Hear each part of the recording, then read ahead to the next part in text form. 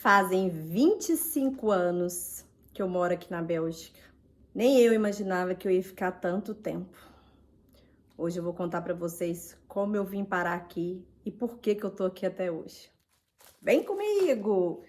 Eu avisei, meu bem. Ai, ai. Eu cheguei aqui na Bélgica em abril de 2002. Nunca foi meu sonho sair do Brasil, confesso. Cheguei aqui por um acaso. Eu trabalhava no shopping e tinha uma menina que tinha ido para Londres, tinha ficado 6 meses e ela me disse que tinha ganhado muito dinheiro e tinha aprendido a falar inglês. E eu, ingênua, acreditei nessa história.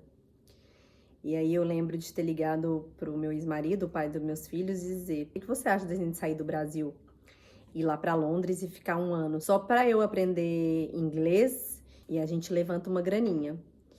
E ele, na época, estava desempregado, ele concordou. E aí eu tinha uma amiga em Londres, tentei entrar em contato com essa amiga. Ela, infelizmente, nunca, ou felizmente, ela não respondeu. E ele lembrou que tinha uma prima que morava aqui na Bélgica. Eu lembro de perguntar: Bélgica? Onde fica a Bélgica? O que fala na Bélgica? Não quero aprender francês, quero aprender inglês. Mas as coisas foram acontecendo, a ideia foi crescendo no coração, e aí, né, você começa a falar para um, começa a falar para o outro, e aquilo começa a tornar um objetivo, até para fazer valer a sua palavra. Isso foi em dezembro de 2001. Em abril de 2004 a gente estava vindo. O que acontece é que a gente não tinha dinheiro, então a gente começou a pedir dinheiro emprestado para os nossos pais, para os nossos irmãos, a gente começou a vender o que a gente tinha. Ele, na época, tinha uma Brasília verde velha e eu tinha roupa, porque eu trabalhava em shopping, então o que eu mais tinha era roupa. Eu fiz um bazar, comecei a vender minhas roupas, ele vendeu esse carro, a gente pegou dinheiro emprestado com o pai dele, com o banco. Tudo que a gente conseguiu levantar foi uma passagem e $1.000. Ou seja, só dava para um ir. Como a prima era dele, eu falei: você vai na frente e eu vou depois. E assim foi feito. A gente comprou a passagem, ele pegou o dinheiro e veio. Nesse tempo que ele ficou sozinho, eu tinha pedido demissão do meu emprego para pegar o acerto também, para contribuir nos valores, né? E eu comecei a trabalhar em outro lugar para levantar mais dinheiro. E nesse um mês que ele ficou aqui sozinho, ele não conseguia arrumar trabalho, sempre ligava um pouco desanimado e eu ficava pensando: meu Deus, preciso ir para lá antes que esse homem volte e eu nem chego lá. E dito e feito, eu sei que eu consegui o dinheiro da minha passagem e mais $500. A passagem, na verdade, eu comprei no cheque, cartão de crédito de uma amiga. Ou seja, eu vim devendo a passagem e eu só tinha $500. E ele não tinha trabalho, não tinha dinheiro, porque os $1.000 que ele tinha levado com ele, era preciso arrumar um pouco a documentação para poder trabalhar, então ele ficou sem nada mesmo. E aí eu cheguei e eu confesso que eu sou uma pessoa muito forte assim mentalmente. E toda vez que eu me dedico, eu acho que eu boto tanta energia e tanta positividade que as coisas começam a dar certo. A gente arrumou um local para morar, que foi na casa de umas brasileiras que trabalhavam de interna. O que era interna? Elas trabalhavam durante a semana e voltavam no final de semana. Então elas deixaram a gente ficar no apartamento. E também elas tiveram a generosidade de dizer: quando vocês começarem a trabalhar, vocês pagam. E assim foi. A gente ficou morando nesse apartamento durante, eu acho que uns 3 meses com as meninas. O que eu podia fazer para contribuir era cuidar do apartamento, limpar. Eu sempre fui uma pessoa muito organizada. Mas quando eu digo muito organizada, é muito organizada mesmo. Eu acho que eu posso ser considerada uma maníaca de limpeza. E eu acho que por isso eu dei muito certo aqui na Bélgica, porque eu gosto muito de trabalhar com limpeza. Acho que eu sinto muito prazer de ver tudo limpinho, arrumadinho, cheiroso. E só que eu lembro da reflexão das pessoas em relação a mim, porque como eu vim e eu trabalhava em multinacional, então eu tinha que ter um certo tipo de imagem. As pessoas, eu acho que não me deram nada. Achava que eu não aguentaria o que a gente passa aqui, porque realmente é muito pesado. Você fecha os olhos aí na sua casa e imagina você chegando num lugar que você não conhece ninguém, que você não sabe falar a língua, que é completamente diferente de onde você veio, que a lógica e o sentido das coisas é invertido. Então, você tem que se adaptar a tudo isso, e para se adaptar a tudo isso, você também tem que ser um bom observador. Eu já cometi muita gafe simplesmente porque eu não tinha refletido como eu deveria refletir numa simples bobagem. E aí você acaba sofrendo muito episódio de xenofobia também. Eu sei o que é ser imigrante, eu sei os traumas que eu tenho disso, eu sei tudo que eu sofri, até eu começar a aprender a me defender. E hoje eu coloco muito europeu no lugar dele. E ainda coloco no lugar dele se eu ver eles cometendo algum tipo de crime, porque preconceito é crime, ao meu lado. Porque ainda encontro muitos brasileiras que não conseguem se defender. Então eu adoro uma briguinha dessas. E o tempo foi passando, a gente começou a trabalhar, começou a pagar nossas contas. As coisas começaram a melhorar muito. A gente pagou todo mundo que a gente devia no Brasil. Depois a gente saiu da casa das meninas e alugou nosso próprio apartamento. E a gente foi se desenvolvendo, foi crescendo, foi aprendendo a língua, foi aprendendo a sobreviver, foi fazendo amigos que se tornaram família. Até que, com 2 anos aqui ilegal, eu engravido. E aí eu tive a minha primeira filha, que foi a responsável de eu ter conseguido me regularizar. Foram 1 ano de batalha para conseguir a documentação dela.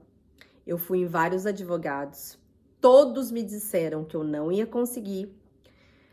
Por fim, eu acabei fazendo eu mesmo o processo de regularização da documentação dela. Com 1 aninho, ela estava com o passaporte europeu dela. E depois foi a próxima briga que eu tive que travar, que foi com o Estado. Porque o Ministério dizia que eu tinha direito por ser mãe de um cidadão europeu. E a prefeitura dizia que não tinha como, porque ela estava registrada sozinha no endereço que ela morava. Eu sei que essa questão burocrática perdurou até a gente mudar de bairro. Aí a gente encontrou na nova prefeitura 2 senhorinhas que trabalhavam no serviço de estrangeiros, que foram 2 vozinhas para mim e para os meus filhos. Elas fizeram tudo por nós. Elas diziam como fazer, elas diziam as astúcias, o caminho. Às vezes até sussurrando ela me dizia: filha, faz assim. E depois, quando o Ian nasceu em 2006, Ana Clara é de 2004, a gente conseguiu pegar a nossa primeira carta de identidade e o Ian já nasceu belga. Não teve nenhum tipo de problema burocrático. Teve o problema do nome dele, porque quando a Ana Clara nasceu, a regra de sobrenome era uma. Ou seja, você podia escolher o sobrenome que você quisesse e depois o nome. Quando o Ian nasceu, eles já tinham optado pela maneira belga de nome de família, que era o sobrenome do pai primeiro e o da mãe em seguida. O que fez com que os meus filhos, irmãos, tivessem nomes diferentes. A Ana Clara chamava Ana Clara Marques Povo Silva. E o Ian chamava Ian Silva. Mas tinha o Marques Povo no nome dele como se fosse um nome composto. E recentemente eu troquei, que aí a lei mudou novamente, né? Porque foi uma batalha aí também que houve durante um tempo aqui na Bélgica, porque as pessoas queriam escolher o nome que quisesse, nome, sobrenome, conforme a cultura delas, e enfim, e não uma coisa imposta. Então, eu consegui recentemente, eu entrei com um processo e consegui corrigir o nome do Ian, e agora a Ana e o Ian têm o nome igual, o que faz todo sentido, né? Não fazia antes. Então foi isso. Com 4 anos de Bélgica, finalmente a gente não era mais ilegal. A gente ficou semi-ilegal, né, de 2004 a 2006, que foi quando a Ana tinha documentação, a gente tinha alguns documentos provisórios, mas que a gente realmente pegou nossa primeira carta de identidade foi em 2006. E para a gente pegar a nossa carta de identidade definitiva foram ainda mais 4 anos. Ou seja, em 2010 eu peguei a minha documentação definitiva. E aí eu era residente.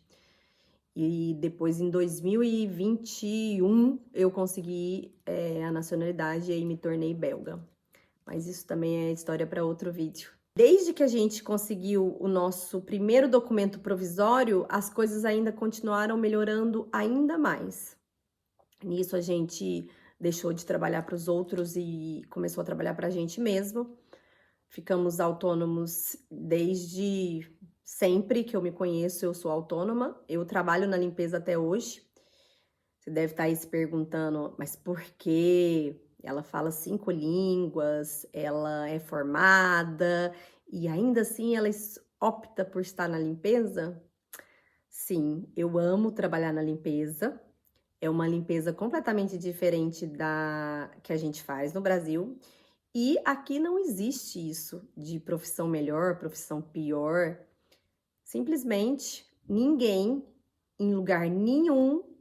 Eu já trabalhei como recepcionista de hotel, já trabalhei como assistente de RH. Ninguém nunca me pagou tão bem quanto a limpeza me paga. E também eu amo meus horários, eu amo os meus clientes. Outro dia eu vou contar essa história também do porquê eu tô na limpeza até hoje. E as coisas foram melhorando. Em 2007 eu abri a minha primeira empresa, separada do meu ex-marido, que ele tinha a empresa dele de antes, acho que de 2000, um pouco antes, ele já tinha a empresa dele na área da construção e as coisas foram funcionando muito bem. Os brasileiros aqui são conhecidos por fazer um trabalho muito bom, tanto na limpeza quanto na construção, um trabalho, eles costumam dizer que é um trabalho limpo, né? E aí eu acabei me tornando uma referência no mercado com a minha primeira empresa. Fiquei bastante conhecido na indústria, no mercado aqui. Trabalho com essas pessoas até hoje, vai fazer 20 anos o ano que vem. E tive uma equipe grande, de quase todas as minhas meninas eram brasileiras. E eu tinha um objetivo de vida, objetivo esse que, graças a Deus, com muito trabalho, muito suor, foi conquistado. E eu tinha me dito que quando eu conquistasse eu ia parar, e eu parei como eu tinha me prometido. Eu queria também não só viver aqui como uma imigrante, mas eu também queria, em um determinado momento, foi um período em que quis me integrar. E aí eu queria realizar outros sonhos, porque eu sou uma pessoa de sonhos. E conforme eu vou realizando meus sonhos, eu vou passando para outros sonhos. E eu tinha o sonho de me formar em cinema, eu tinha o sonho de aprender outras línguas. Na época, o meu francês era um francês bem precário, era um francês só de trabalho mesmo. E eu queria me desenvolver nessas outras áreas. Foi quando eu parei de trabalhar na limpeza e voltei a estudar. E aí acabei trabalhando, fazendo estágio em outros setores da minha vida que me permitia ter uma vida mais acessível para os estudos. E foi esse período só que eu não trabalhei com limpeza. Por isso, depois eu voltei para a limpeza. Porque quando eu me formei, eu até fui convidada para trabalhar na empresa que eu fiz o meu estágio, que é uma empresa, é uma produtora que faz séries para um canal muito famoso de televisão aqui. Só que os horários não me permitiam, porque como que uma mãe solo, chefe de família, vai conseguir trabalhar às 2 horas da manhã? Porque nesse período eu já tinha separado do meu ex-marido, a gente se separou em 2010, então tudo que eu escolhi tinha que ser feito priorizando sempre a maternidade, não dava para ser do jeito que eu queria. Mas me formei, aprendi as línguas que eu queria, viajei vários países. Foi assim que eu fui desenvolvendo as minhas línguas, com os meus amigos, com as pessoas que eu fui conhecendo, com a cultura. E hoje fazem 25 anos que eu estou aqui, depois que eu me formei, que eu aprendi as línguas que eu queria, eu voltei para a limpeza, abri a minha empresa novamente e estou até hoje, porque, como disse, financeiramente é o que me dá mais retorno e eu tô nessa fase aí de concluindo alguns projetos financeiros também, para poder finalizar isso e agora eu voltei a estudar, né? Voltei a estudar tecnologia. O que eu posso dizer para vocês e tirar dessa história é que eu escutei que, quando eu cheguei aqui, que eu não ia conseguir, que eu não passava do primeiro ano. E realmente, a maioria das pessoas não passam do primeiro ano. O processo de imigrar é muito difícil. Você tem que ter um emocional muito forte para conseguir vivenciar e passar as porradas que você vai tomar. E olha que eu tomei bastante porrada. A segunda coisa que eu queria dizer, que eu aprendi dessa história, foi que não é fácil, não é como as pessoas dizem, vou pra fora, vou ganhar um monte de dinheiro e vou embora. Não. Realmente dá pra você ganhar mais, ganhar muito mais do que no Brasil, as coisas aqui é muito mais rápido para você alugar um apartamento, mobiliar um apartamento, tudo é muito mais rápido, comprar um carro é super rápido, mas o custo de vida aqui também é alto, então é difícil juntar dinheiro. Eu vivi uma época de ouro, em que se ganhava muito dinheiro, por N motivos, que é melhor eu não comentar aqui. Mas hoje é tudo muito controlado, o dinheiro que você ganha dificilmente você vai conseguir juntar, a não ser que você seja bem regrado mesmo. Então é uma vida difícil. Outra coisa que eu aprendi dessa história é que eu não sou mais brasileira, mas eu também nunca vou ser belga. Então, desde o dia que eu resolvi atravessar aquele oceano, eu fiquei lá. Outra coisa que eu aprendi nessa história é que é muito mais difícil de sair dela do que a gente pensa. Fazem alguns anos que eu quero ir embora e eu não consigo ir embora. Por quê? Porque depois de 25 anos, será que eu consigo voltar ao ritmo do Brasil? Não é nem conseguir me adaptar ao Brasil, porque, né, é o meu país, é a minha infância, é a minha gente. Mas é uma questão de conseguir adaptar ao ritmo, porque eu vou sempre comparar com o aqui. Outra coisa, aqui eu tenho uma torneirinha que tá sempre entrando, que paga todas as minhas contas, que eu durmo tranquilo, que eu consigo ainda viajar uma vez por ano, que eu tenho uma vida razoavelmente tranquila e feliz. Será que lá eu vou conseguir isso? E a violência? E o calor? E tantos pequenos detalhes assim que faz com que eu sinta medo. Medo de largar tudo aqui e voltar. Mas eu queria muito voltar, muito. Porque para finalizar esse vídeo, o que eu posso dizer para vocês é que nenhum brasileiro que não tenha saído do Brasil conhece tanto a brasilidade como um imigrante.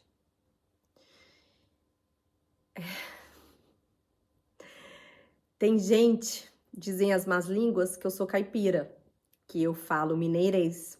A verdade é que não. Se eu quiser simplesmente controlar isso e tirar o meu sotaque, eu consigo. Mas esse sotaque é o que mais me une ao Brasil. É o meu cordão umbilical que eu não quero e nunca vou cortar. A minha comida, o meu povo. Sabe aquele negócio de olhar para o outro e ser gentil, ser empático, ser gente boa, ajudar? Não existe em outro lugar do mundo. A gente tem muitos problemas. Eu sei, a gente tem muitos problemas. O coleguinha não quer que você cresça mais do que ele, a gente tem violência, a gente tem agressividade, a gente tem vários problemas, mas o que a gente tem também não tem outro lugar do mundo, que é esse negócio de olhar para um brasileiro e ele te olhar, e vocês se reconhecerem, e você fazer amizade, e você falar com todo mundo. Eu lembro uma vez que eu tava de férias no Brasil, no Rio de Janeiro, e me colocaram num quarto lá com um suíço e uma alemã. E eu lembro dele falar pra mim assim, nossa, Você pegou a gente, você levou a gente pra passear, você apresentou pra gente o Brasil. E olha que eu nem era do Rio, eu tava num hostel ali também, visitando igual eles. E você conversa com o motorista do Uber, e eu tenho visto que vocês são assim, todos vocês. Por quê? Eu falei, não sei, brasilidade. E é isso. O vídeo de hoje era sobre isso, falar pra vocês que o Brasil é maravilhoso, apesar de todos os problemas, e que eu saí dele e eu queria muito voltar pra ele. Um beijo, tchau. Até o próximo vídeo.